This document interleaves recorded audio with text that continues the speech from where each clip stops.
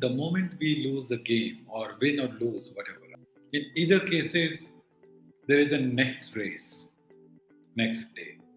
So you can't carry the baggage of success or failure, right, to your work the next day. All the product that we launch, right? My daughter Aroha is the first taster of the product. So you just can't pick up a product, go and feed it to someone else's baby. So now if you ask Aroha, she'll tell you I'm the chief tasting officer of Happa.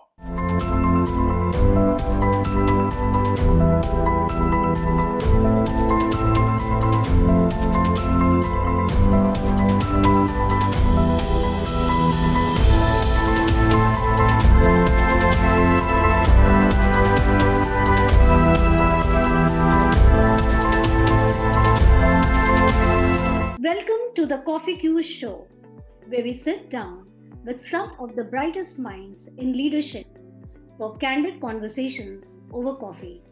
From insights on steering organizations to personal stories, we bring you the human side of leadership. So grab your coffee, sit down, and join us for a fresh take on the leaders beyond the boardroom. Welcome to a new episode of the CoffeeQs show. Today, we are thrilled to host Pankaj Sharma, the visionary founder and CEO of Happa Foods, India's leading new age baby food company. Pankaj's venture has revolutionized the baby food industry in India, blending innovation with nutrition to meet the needs of the new age parents. Pankaj's dynamic leadership has not only driven the success of Happa Foods, but also made him a trusted mentor to young entrepreneurs through his work at the Atal Incubation Center. So get ready for an inspiring conversation about innovation, leadership, and balancing professional excellence with personal values. So welcome Pankaj to the CoffeeQs show. How are you doing? Thank you, Ekta, for having me here. I'm great, actually. Uh, yeah, I'm glad to be here. Thank you, Pankaj. And I think I'm looking forward to this conversation. And like I was discussing with you, our previous recording got cancelled. And again, we are here to record this. Just shows that, if the conversation has to happen, it has to happen. And the best part of the Coffee Q show is that we are looking at some very candid and, simple conversations with our guests where we come to know exactly who are they as a person. So I hope you're also, looking forward to this. Oh, I'm looking forward to it, right? So, one of the reasons why, despite this getting cancelled, we have rescheduled it in a very short span of time, right? So coming to our first question, Pankaj, actually, Simon Sinek actually says that leadership is not a title, yeah? And how do you identify with this statement and how do you feel leadership has evolved in the last few decades? So, I actually agree to what you just talked about. In my personal capacity, I've worked for the last 20 years, right? And I've also seen a little bit of the whole evolution in leadership style, right? There used to be a time where authority used to be the leadership style, right? But in my opinion, it has moved from authority to yielding influence over your people, right? And when you talk about influence, right, then it becomes like working with the team in the dungeon rather than sitting behind the headquarters and calling the shots, right? I would rather love to influence my team with my actions and my words, right? Than just pass on the command, right, that comes from the Holy Grail and then someone has to abide, right? So yeah, so that's what I look at, right? It's all about, and the people should be able to see you as a leader who can deliver, right? And this, the moment you start just ordering directives, right, it just falls flat. Very true. So a lot of leadership style actually relates to how well you can relate to people yeah, how well they can relate to you, and how approachable you are as a leader. Yeah. So very rightly pointed out. In fact, Pankaj, at Amazing Workplaces, we believe that workplace culture is shaped from the top down. Okay, and that's a very well-known fact. And I would like to know your thoughts on this and how you, as a leader, ensure that your organization reflects your values. I wish I could show you one of the banners hanging somewhere in my office. So actually, says uh, it says Yatha Raja Tatha Praja. All right. So that basically means as is the king, so is the populace. It's very unlikely that you have a great king, right, who is doing whatever is supposed to be done to the best of his abilities, and then his words are not great, right? So I absolutely agree to this, right? That it all begins at the top. So if you actually have to figure out what's wrong with an organization, most of the time, people start looking down and trying to find out what's wrong with the shop floor or what's wrong with the sales structure. I would rather say speak with the board, speak with the uh, CISO, and you'll find what's wrong with the company in a much shorter period of time, right? So absolutely agree that it all begins at the top. Absolutely. If you have a great captain, there are very high chances that you'll have a great team. Very true. Many cases, right, it becomes easier as a leader to say that, oh, I'm fine, I don't have a great team, right? Because it's much more convenient to pass the buck.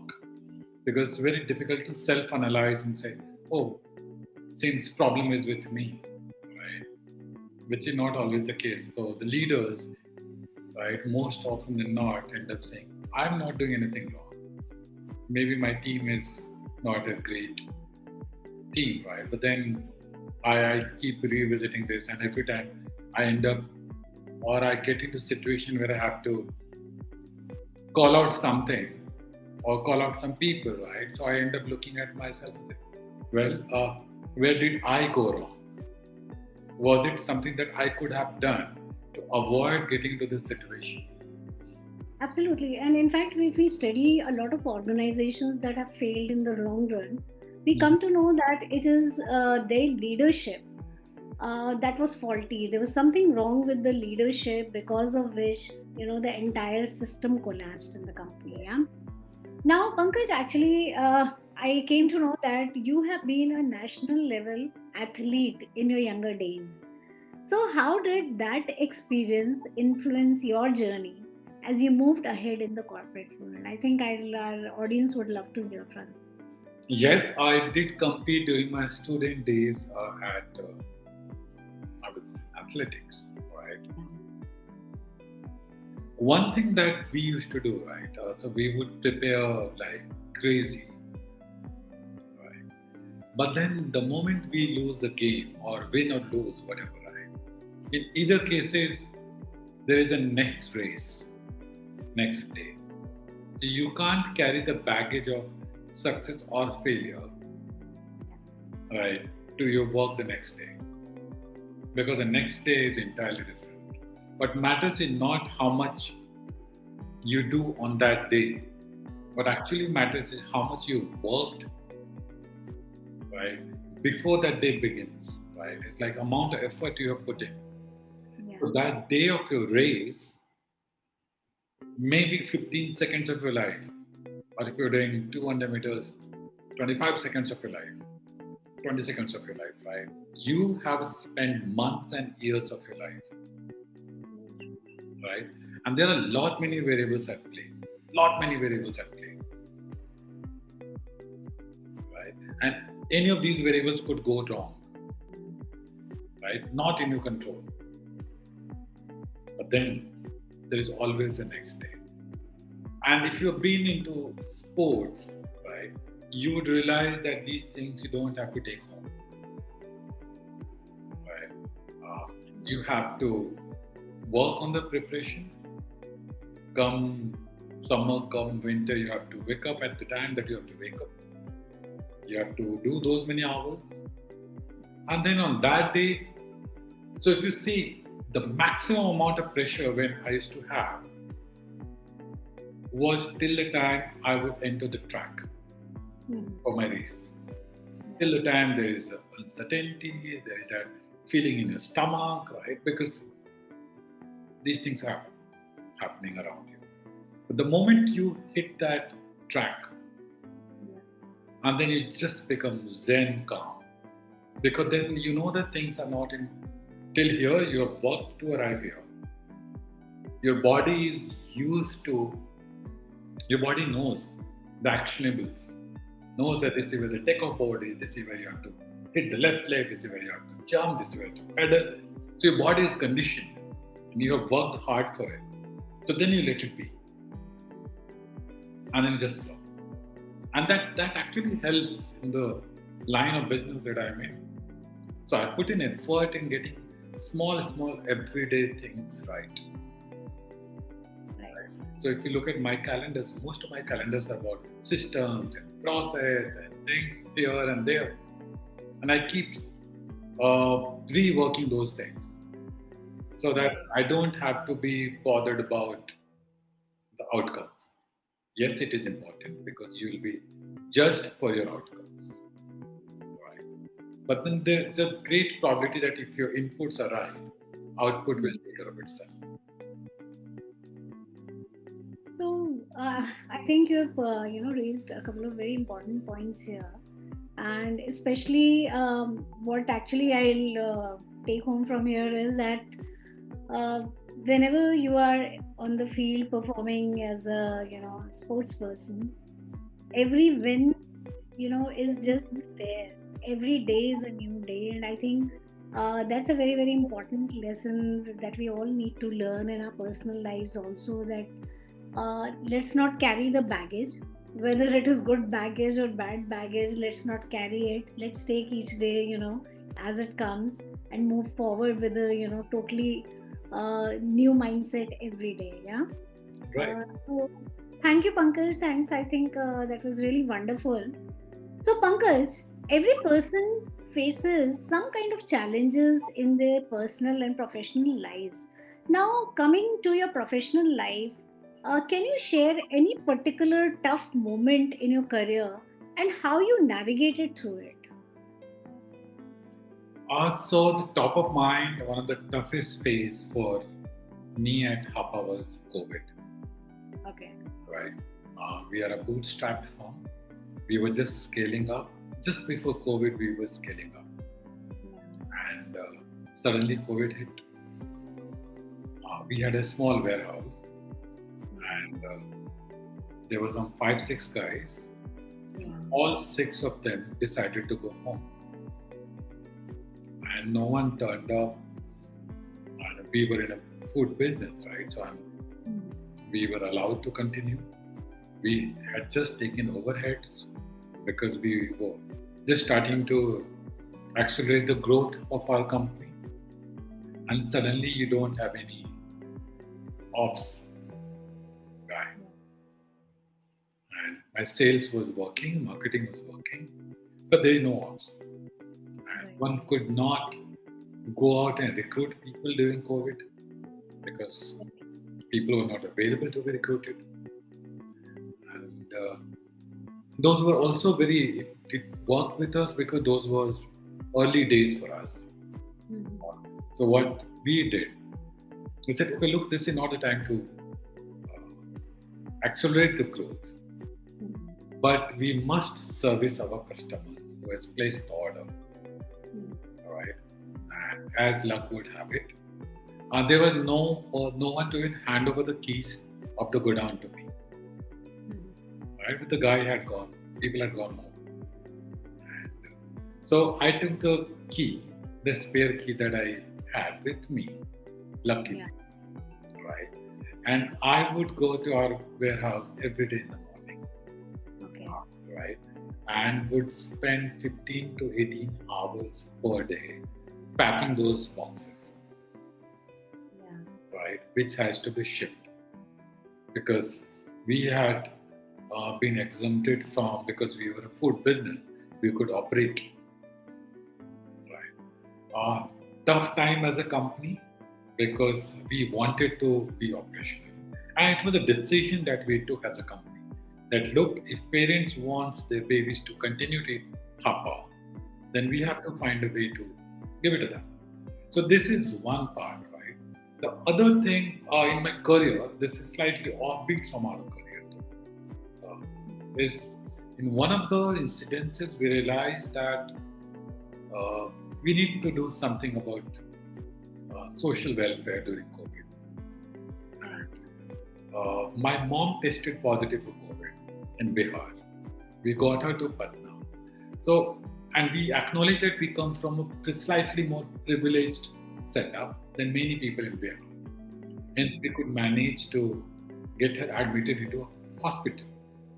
But in a process of seeking, finding a hospital bed, you have accumulated a knowledge base about what hospital is available, who is operating, ABC, right?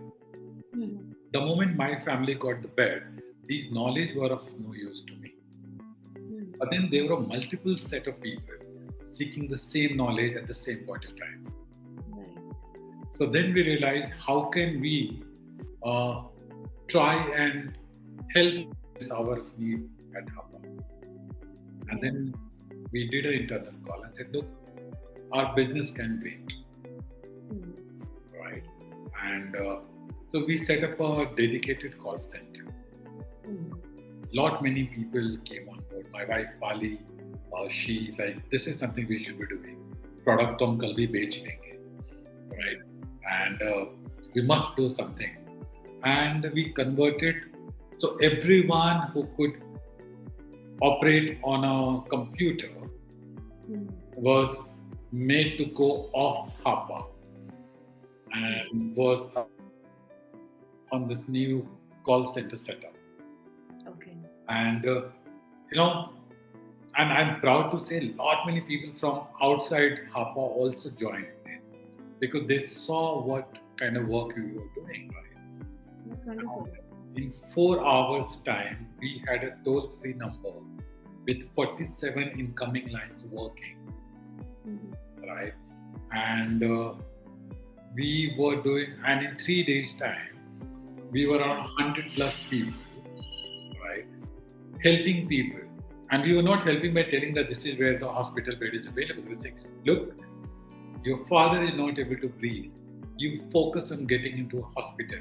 We will block a berth for you in this hospital. We will be on call with you, right? We ended up saving 4,500 plus lives by advising, by helping people as a company, right? So, the challenge used to be, right, and these are very different kind of challenge that we were not used to. So when I have my whole team taking people and advising them and trying to find a hospital bed, right? Yeah. We had this young girl break down on the phone because she was trying to find a hospital bed for someone in Goa. And by the time she could find the bed and she reached out, the person says she is no more. Right? And this person ends up, young person working 18 hours thing because I want to help. And she felt as if it was her mistake. So then we said, this cannot be, right? So we end up getting a whole counselors coming in every day. So we will do the call in the day and night. We will do a counseling session, each of us, because we're not trained. It's really tough, actually. Right. So I think since you talked about the professional challenge, right? I think while the running operation of Happa was easier, managing people with these kind of emotionally loaded affairs was one of the most challenging thing I've ever done in my life so far. Thanks for sharing this, Pankaj. In fact, it reminds me of the time when in the second wave, a lot of people were dying every day, and we ended up, every day we ended up listening that one person who we knew either closely or remotely was no more because of COVID. And I think that was a time when even I personally got very, very depressed. I can understand you handling so many calls, I mean, your team handling so many calls. It must have been a really very difficult phase for all of you guys. And the decision of you kind of, getting in a counselor to ensure that they talk to the people, make sure that the mental balance still stays okay. I think that was a very important decision. And it all goes on to prove your capability as a leader and how humane as a leader you can be when actually the time demands, right? Thank you, Pankaj. Thanks for sharing that. That was really unexpected. How does your family, play a significant role in shaping you as an individual, and how has your family influenced your leadership style and supported your journey as an entrepreneur? I have already, listened to you when I had this personal conversation with you. I want my audience to hear it from you. Yeah. So my family plays a very important role. I think the reason why I'm into this business is because of my family. Right. So I started a baby food company when we had our first daughter. Right. So it is not a very commercial decision. It's also personal because we struggled as a family to find something which is more meaningful that we could feed to our own daughter. So both me and Pali. So Pali is my wife. So we agree that look, this is not a money making thing for us. When I say the end goal is not money. The end goal is to do something better for the larger parenting community. The end goal is to create a brand, create a set of product that parents could feed to their babies without feeling guilty about it. The end goal is to create a whole generation of wholesome eaters. The end goal is to create a whole generation of fit Indians, right? Yeah. Who are more used to, who are leading more active life, who are more willing to eat whatever is given in terms of varieties, in terms of fruits, in terms of veggies, whatnot. And when you start with this premise, right, and this is not official, this is personal, as I said, right? And so when we are starting up, Pali, my wife, used to work, she still works. Uh, and we decided that, look, one of us can get into this. One of us has to keep the kitchen running, right? So I took the plunge. Like, let me go and set this up while Pali continued to support whatever we are doing at Happa, right? And and it's just like it may not be a family business; it's run professionally, right? But then the origin is family, and to that extent, all the product that we launch, right? My daughter Aroha is the first taster of the product because when we were starting up, right? So you just can't pick up a product, go and feed it to someone else's baby. True. And the whole idea was we were making it for her, right? So now if you ask Aroha, she'll tell you I'm the chief tasting officer of Happa, right? So it's just that, yeah, so that is where we are. Right. So it's good to hear this from you, and thanks for sharing it with our audience. Now, going back to your childhood, Pankaj, is there any specific memory or experience that shaped you as to who you are today as a leader and an individual? Yeah, let's go a little back. Yeah. So my childhood was mostly spent in Bihar during the dark times of Bihar. I say dark times, it was literally a dark time because I was packed off to a hostel when I was in standard fourth, Mhm. right? Because my people who thought I would be safer over there, Hmm. right? Lot many instances has happened when I was growing up, right? But one memory that still is with me, right?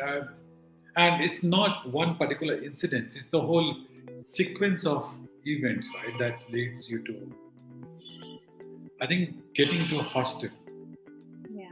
right? When you're packed off at a young age of 9, 10 years, right? You become much more independent. Yeah. You become more confident and you learn how to defend yourself. It's not that people who don't go to hostel, they can't, right? But then, so that is one thing which has remained with me, right? Put me into any situation. I've changed around 6, 7 schools across culture. Yeah. So put me into any situation, and I should be able to manage on my own, Okay. right? And that, I think, that has been one of the biggest influence, right? Managing uncertainties, right? Because you don't know what to expect, right? You're not trained, right? So I think these are the one or two incidents that comes. In terms of particular incidents, I think I was good at sports, so I started competing from very early on. I remember winning the first long jump in my school, right? And my teacher coming and patting on my back saying, I think you have a chance at the regional level, right? And I'm like, oh. And then I knew that I was in standard 7th or something. And I knew that only 11th and 12th guys have a standard chance for regional. And then, so that is like I could hit above my belt, right? So, yeah, things like that. Okay, interesting. So now we are actually just closing in on the conversation. So a couple of more questions. So with such a dynamic career, Pankaj, how do you decompress after a particularly stressful day? So we are all living in metros and fighting every day, very unexpected things happening. So how do you decompress after a stressful day? Yeah. So there are two things, right, that I do. One is to mentally, right, be more. So I don't get perturbed easily now because I've been able to train my mind. Yeah. As the house is not on fire, things are controllable. Right. There are, what are the good problems to have? What are the problems that I should be worried about? And what are the problems that is bound to happen because it's a large organization, right? So mentally, I am much more strong now. I'm able to now recognize the pattern, right? The where it's coming from, why it's coming from. So I quickly just find a solution, right? So that is how the first thing is to tell my brain that things are not that bad, right? And so the positive outlook plays a very, very important role, right? So I'm a very positive guy. Uh, Perhaps that's one of the reasons you would say when I was starting up Happa, they would say, look, we have always ate Cerelac. Who will eat your brand? No one knows you. From right, from there to exporting Happa to 6 countries we have come. And we are bootstrapped still. Right. So that is, so mentally having this positive outlook is important. And then I take out time on a day. I'm just talking about the everyday basis, right? So then I just go for a walk. I run sometime. I go do some workout. What I've realized is, and by now my family knows that if I'm not running and suddenly one day I just take off my running shoes and I go for a run, and then people would ask, "What is it that's bothering you?" Because that's, if I'm under tremendous stress, running actually helps me. Right. Right. So that is what I do. And playing with, just engaging with the Aroa, just trying to answer some of the fundamental questions that I take for granted, right? Just finding the right way of uh, passing it on, right? 2 days back, like in a conversation, we had gone for a wedding, and then she said, "Why is it that the girl has to go to the guy's house, Papa?" Right? And then I don't want to get into the whole like you're saying, how the culture builds up ABC, right? Hmm. And while I'm trying to find the right way of telling it, right, and then my wife who's standing next to me simply says, "Oh, they both decided before they got married that they will be staying at this house." Okay. That's a But I small was still thing. struggling with, yeah. So I struggle in terms of that. That's the way, right? So I engage with her, try to answer. This keeps me charged up. Right. So great. In fact, thanks for sharing that tip. I hope our audience also, listens to it that you should keep a positive bent of mindset and look at sports as one of the de-stressors. And yes, simplify life, like Piali, your wife says, answer the question to Aroha's question. Yeah. So great. Now, coming to the last question, looking ahead, Pankaj, what's a personal or professional dream you are excited to work on in the coming years? See, my dream is to one of the things that people talked about, right? So every time someone says, "What's the strategy that you follow?" Mhm. Right? And what's your strategy at Happa? Mhm. Very, I have come to realize, and this is thing, right? I say to survive in a cutthroat world, the last man standing always wins. Mhm. Right? It's up to you what's the last man standing timeline that you define. But if you're the last man standing, there are 100% very high chances that you are the winner. Mhm. Right?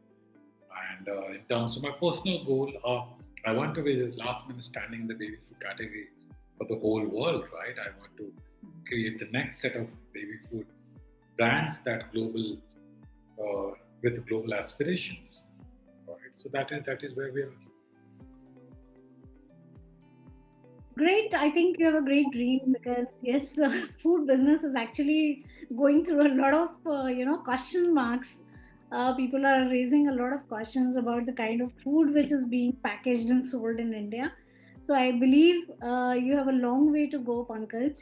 And thank you so much. Now I'm quickly shifting to the rapid fire round. Okay, and here we go. One word to describe your leadership style. Influencer. Your favorite book? My I have a lot many favorite books. One. Just I won't be able to just name one. But for the sake of it, Okay, let's change the question. Last book you read. last book I read was I was reading a book for Aroha, right? I think it was Roald Dahl stories. Okay. A famous figure you would want to partner with for a business venture. Famous figure. I would have loved to partner with Mr. Tata, but he's no more. Right.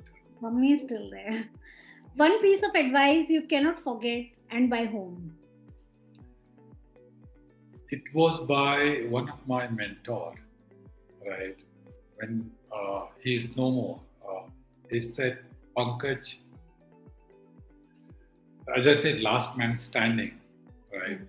Was have patience and ensure that you are in the ground when everyone is returning home. Okay. You will get the gold. Okay. If you could relive one moment from your life, it would be. Just complete that sentence. Yeah. When Aroha was born, Okay. One thing you can't live without. mobile phone, my mobile phone. Okay. If you could switch jobs with anyone for a day, who would it be? I actually love my job. I don't want to. I don't want to switch my job. Cool. A skill you wish you could master instantly. Uh, More attention to detail. Okay. If you could have dinner with any historical figure, past or present, who would it be? Jawaharlal Nehru. Okay. Three of your most favorite words. Uh, हो जाएगा, tension ना लो, Mhm. and most of these are to my team. Okay. Right. And we are doing good. Great. Thank you, Pankaj. I think that was an awesome conversation that we had. I thoroughly enjoyed each and every bit of it. And thanks for being on the Coffee Q show as our second guest of honor. And all the best for Happa Foods. I hope the babies, in the coming generations, really enjoy Happa Foods and your brand goes off, like you mentioned in one of our conversations that we had, that you want to take it international. I hope tomorrow people look up to, internationally people look up to as an Indian brand to be of that international level. May you achieve your goals. Thank you so much for once again for being on the show. Thank you, Ekta, and I'm so glad to be able to talk to you, and I'm happy to be here. Thanks for your wishes. Thank you, Pankaj. Thanks a lot.